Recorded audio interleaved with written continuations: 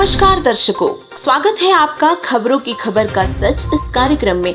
दर्शकों, हिंदू, मुस्लिम, सिख, ईसाई इन सभी धर्मों के नाम और क्रियाएं अलग हो सकती हैं, जैसे जप करना, तप करना, व्रत रखना, नमाज पढ़ना, हलाल करना, प्रार्थना करना। ये सभी क्रियाएं सभी धर्मों में एक सी नहीं होती। कहीं जाप चलता है तो कहीं केवल प्रार्थना ही की जाती है, कहीं तप चलता है तो कहीं कुर्बानी दी जा रही है, कहीं भजन चलते हैं तो कहीं मोमबत्ती जगाकर ईसा मसीहा को याद किया जाता है। परंतु एक धार्मिक क्रिया ऐसी है जिसे हर धर्म का व्यक्ति करता है और उस क्रिया को करना सर्वश्रेष्ठ माना जाता है। वह क्रिया है नित्य पाठ करना। सभी धार्मिक ग्रंथों के अनुसार मोक्ष प्राप्ति के लिए कुल 5 यज्ञ करनी होती है, जिनमें से एक यज्ञ ज्ञान यज्ञ है। ज्ञान यज्ञ में ज्ञान ग्रहण करने की इच्छा से श्रद्धालु ग्रंथों का अध्ययन करते हैं, यानी उनका नित्य पाठ करते हैं। ज्ञान यज्ञ सभी यज्ञों में सबसे श्रेष्ठ मानी जाती है, और वो इसलिए क्योंकि जब तक जीव को ज्ञान नहीं होगा तब तक वह भक्ति की सही दिशा प्राप्त ही नहीं कर सकता। और इसीलिए ज्ञान यज्ञ में जीव ज्ञान ग्रहण करता है और ज्ञान होने के बाद सही पथ का पता लगाता है, जिससे जीव भ्रमित नहीं होता और सही मार्ग की ओर चलता है। सभी धर्मों के लोग ज्ञान ग्रहण करने व मानसिक शांति प्राप्त करने के लिए अपने अपने धार्मिक ग्रंथों का नित्य पाठ करना उचित समझते हैं। हर धर्म में पाठ करना आम बात है। हिंदू लोग वेद, गीता, पुराण, रामायण, महाभारत आदि उपनिषदों का पाठ करते हैं, तो वहीं ईसाई धर्म के लोग पवित्र बाइबल को पढ़कर मानसिक शांति प्राप्त करते हैं। सिख धर्म में गुरु ग्रंथ साहिब का पाठ प्रमुख माना जाता है, तो वहीं मुस्लिम धर्म में कुरान शरीफ की आयतें पढ़ना और नमाज अदा करना सबसे महत्वपूर्ण क्रिया मानी जाती है। अपने अपने धर्म के ग्रंथों का पाठ करने और उसी को सर्वश्रेष्ठ बताने वाले श्रद्धालुओं को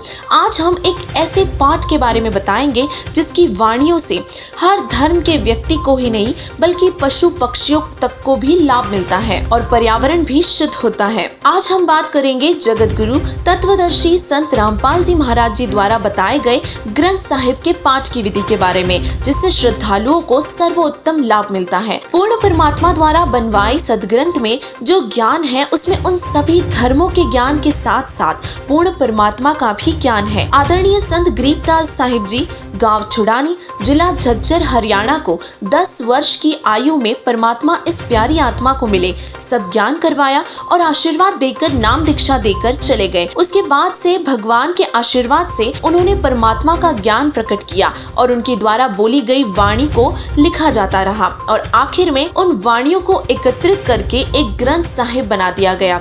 उस ग्रंथ साहिब की वाणी में ऐसी शक्ति है कि कोई वाणी में अदला बदली नहीं कर सकता। जिसने करने की कोशिश की उन्हें उनकी सजा भगवान द्वारा मिली। तो आज हम उसी पवित्र ग्रंथ साहिब के पाठ का जिक्र कर रहे हैं। आदरणीय गरीबदास जी महाराज जी द्वारा रचित ग्रंथ साहिब में सभी युगों का, सभी धर्मों का, आने वाले कल का और बीत चुके कल का सब ज्ञान लिखा है।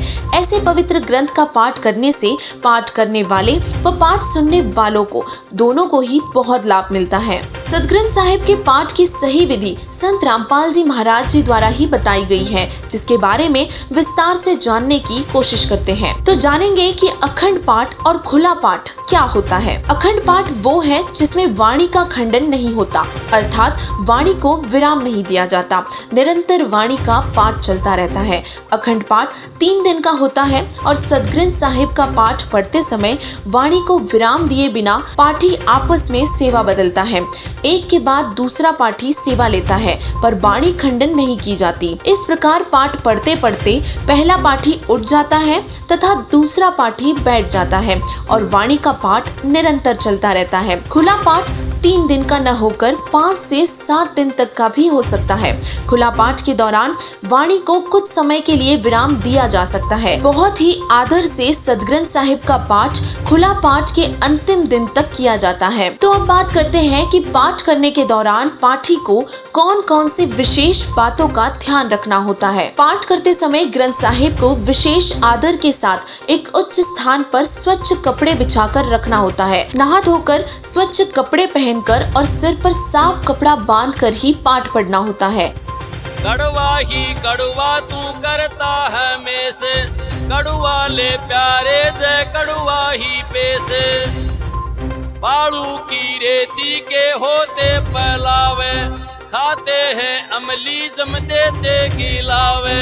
पाठ के दौरान आसपास बैठे भक्तजन व अन्य पाठी सेवादार वाणी को आदर से सुनते हैं। अमृतवाणी के पाठ के दौरान ग्रंथ साहिब पर चवर किया जाता है, जो कि परमेश्वर का सत्कार व पूजा में आता है।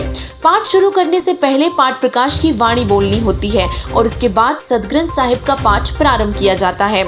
ग्रीव नमो नमो सतपुरुष को नमस्कार गुरु की नहीं, सुर नर मुनि जन साधुआ संतों सर्वसदी, सतगुरु साहेब संत सब दंडोतम प्रणाम, आगे पीछे मैं जिनको। और इसी प्रकार संपूर्ण होने वाले दिन भोग की वाणी बोलकर परमेश्वर को भोग लगाया जाता है। अवगत के सो नाम कबीर, अवगत के सो नाम कबीर, ताते टूटे यम जंजीर, ताते टूटे जंजीर। और उसी के साथ पाठ पूरा हो जाता है। वर्तमान में संत रामपाल जी महाराज जी के अलावा कोई भी पाठ को विधिवत नहीं करता है और यदि करता भी है तो उस वाणी का अनुसरण नहीं करते।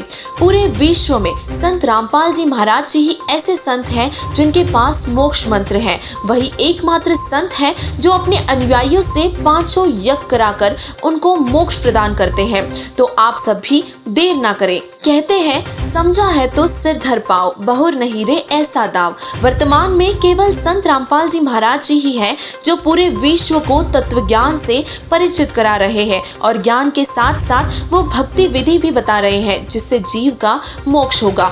इस जानकारी के साथ अब हम विदा लेते हैं और फिर मिलेंगे अगले विषय के साथ। धन्यवाद।